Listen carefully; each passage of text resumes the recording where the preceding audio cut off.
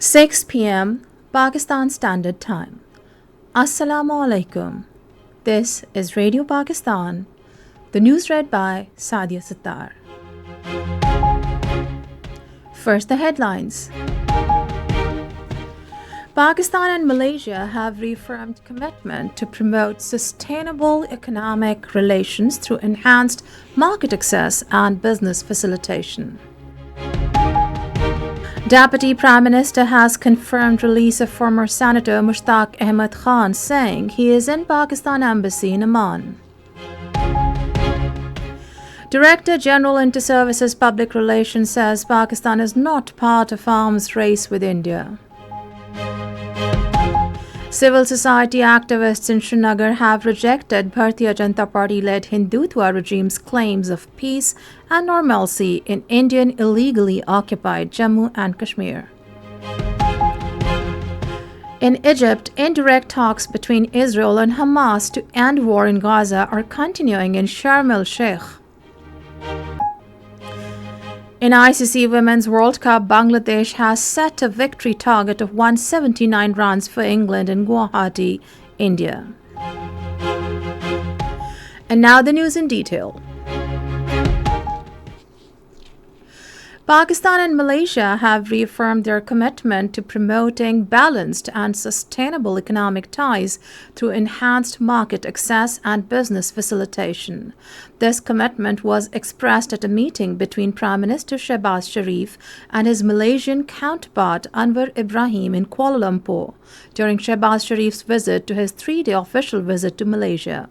According to the joint statement issued after the conclusion of the visit, the two sides also emphasized effective utilization of the Malaysia-Pakistan Closer Economic Partnership Agreement. Both leaders acknowledged the growing global demand for halal products and services and agreed to strengthen cooperation in this field.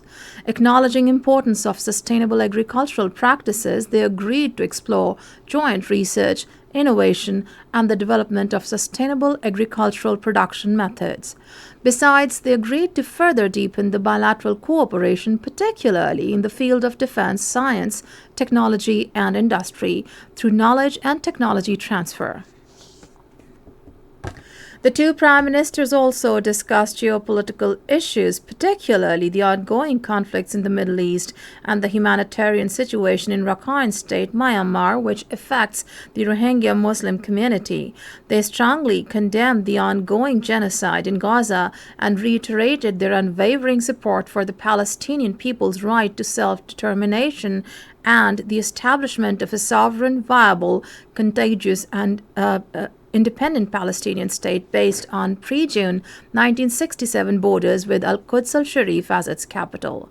Talking about the regional situation, they reaffirmed their commitment to a peaceful and stable Afghanistan and a sustainable future for its people.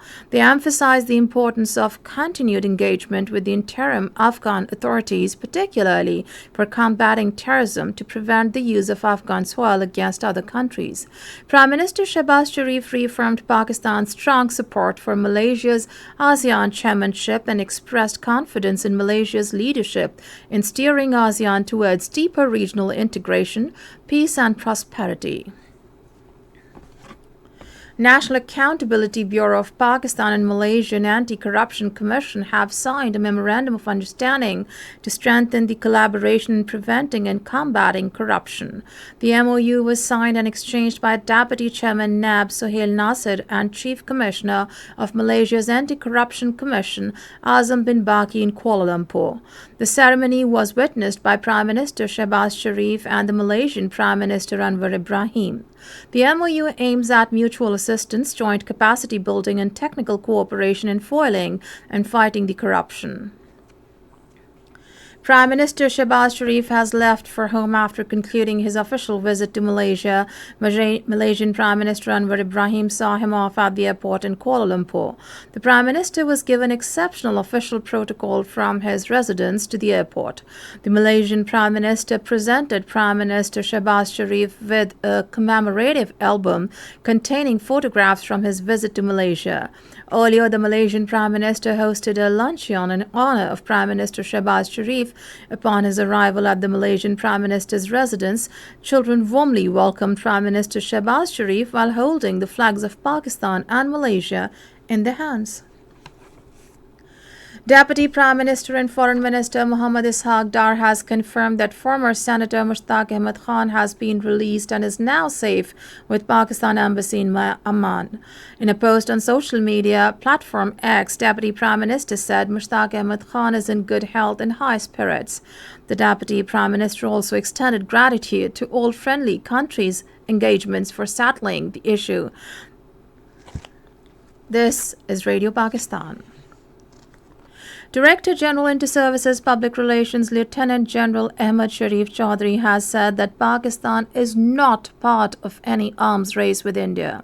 In an interview with Bloomberg, he commended the effective performance of Pakistani weapon systems, including Chinese platforms integrated into the Pakistan Armed Forces during Marka-e-Haq.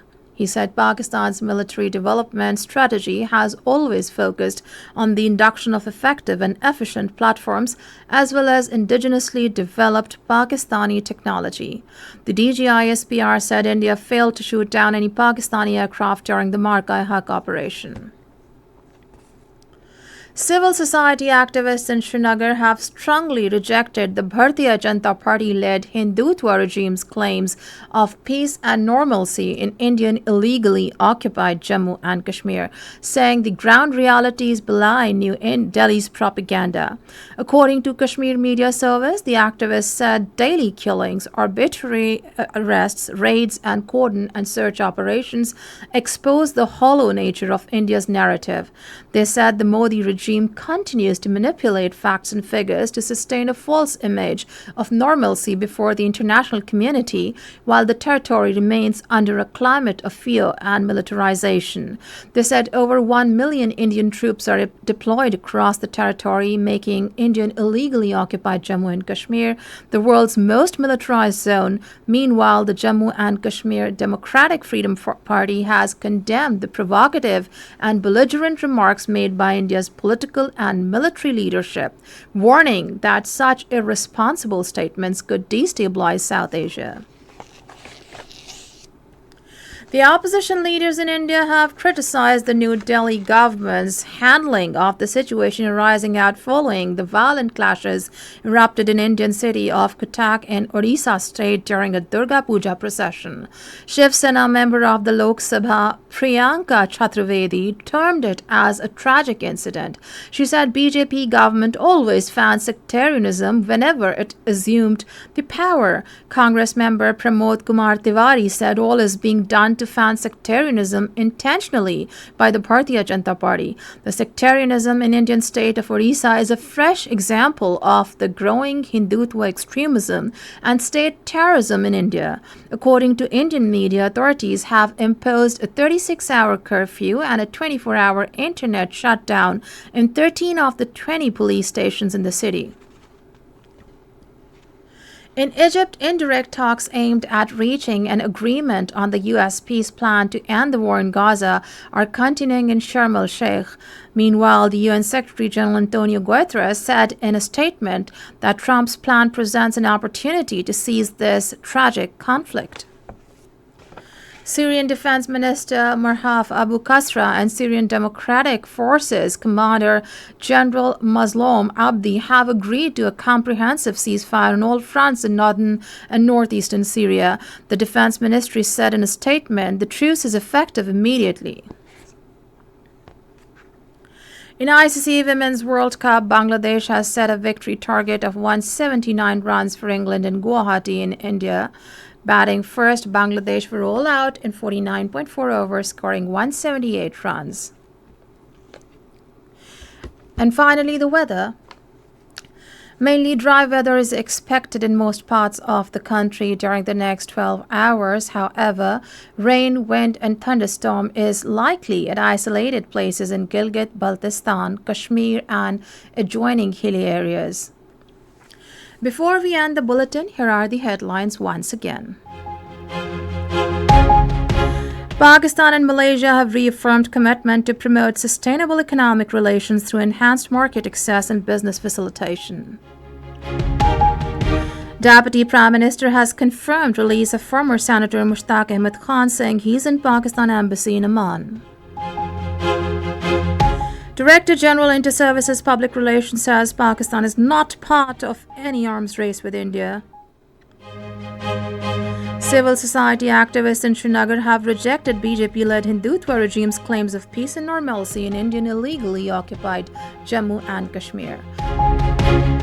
And that is the end of the news. For more news and analyses, log on to our website radio.gov.pk and also watch live video streaming of our bulletins on the link facebook.com/Radio Pakistan News Official.